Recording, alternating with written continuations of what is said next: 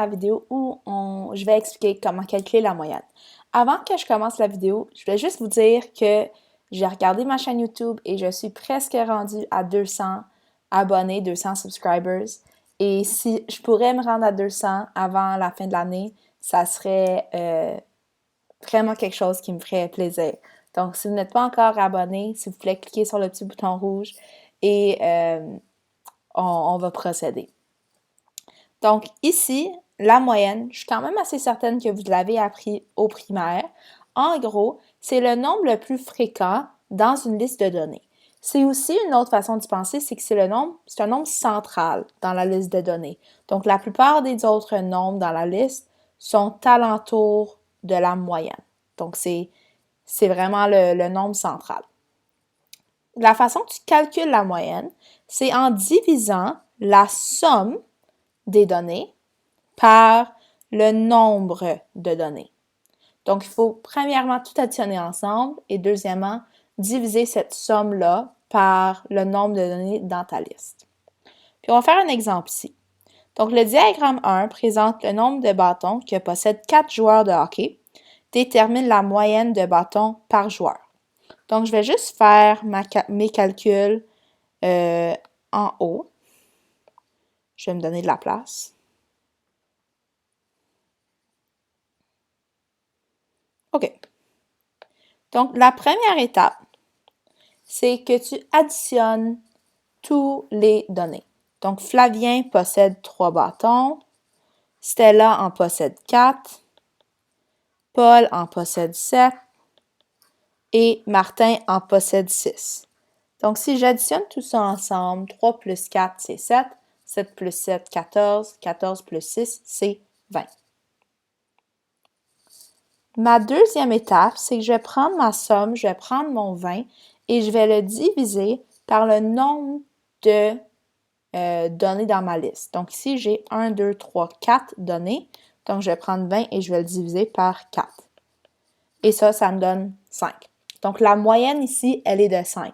Ça implique que la plupart des données sont alentour de 5. Donc c'est quand même assez facile. Tu additionnes puis tu divises par le nombre de données dans ta liste. Où est-ce que ça se complique? C'est des fois, tu vas avoir un diagramme et les éléments dans la liste, ils sont plusieurs. Donc ici, le diagramme ci-contre présente les résultats d'une étude portant sur le nombre de romans lus par les élèves. Donc en gros, ce tableau-là, cette colonne, cette rangée ici, cet axe-là, c'est le nombre de romans que chaque élève a lu. Et ici, c'est le nombre d'élèves qui ont lu cette quantité de romans-là. Donc ici, il y a 5 élèves qui ont lu un roman. Donc le 1 devrait apparaître dans la liste 5 fois. Ici, j'ai 8 élèves qui ont lu 2 romans. Donc le 2 devrait apparaître dans la liste 8 fois. Puis je continue comme ça. Ici, j'ai 4 élèves qui ont lu 3 romans, donc le 3 devrait apparaître dans la liste 4 fois. Donc ça, c'est vraiment le nombre de fois que chaque donnée devrait apparaître dans ma liste.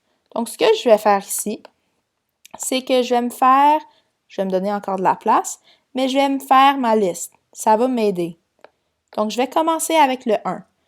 Il y a 5 élèves qui ont lu un roman. Donc, dans ma liste, je devrais avoir 1 qui doit être là 5 fois. De plus, mon 2 devrait être là 8 fois. 1, 2, 3, 4, 5, 6, 7, 8. Mon 3 devrait être là 4 fois parce qu'il y a 4 personnes qui ont lu 3 romans.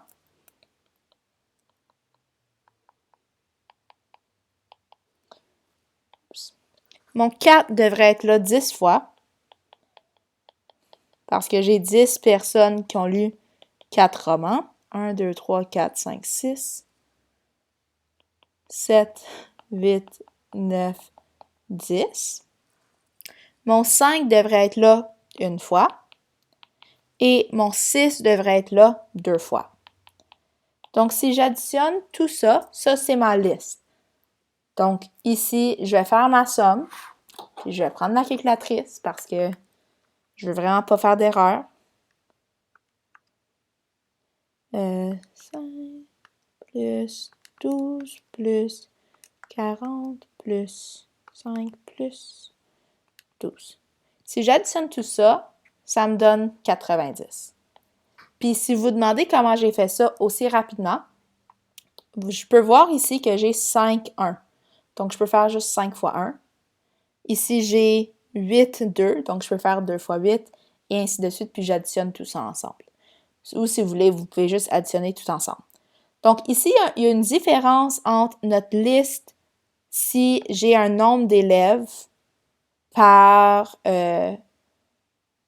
si j'ai un effectif pour chaque donnée, que quand j'ai vraiment juste les données dans mon diagramme.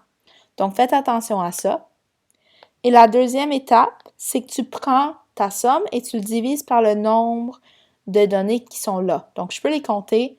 2, 3, 4, 5, 6, 7, 8, 9, 10, 11, 12, 13, 15, 16, 17, 18, 19, 20, 21, 22, 23, 24, 25, 26, 27, 28, 29, 30.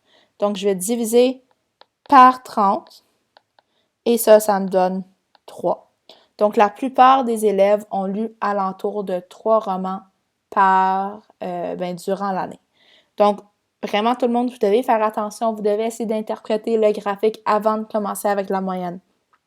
Parce qu'il y a peut-être des personnes qui ont voulu juste faire 5 plus 8 plus 4 plus 10 plus 1 plus 2.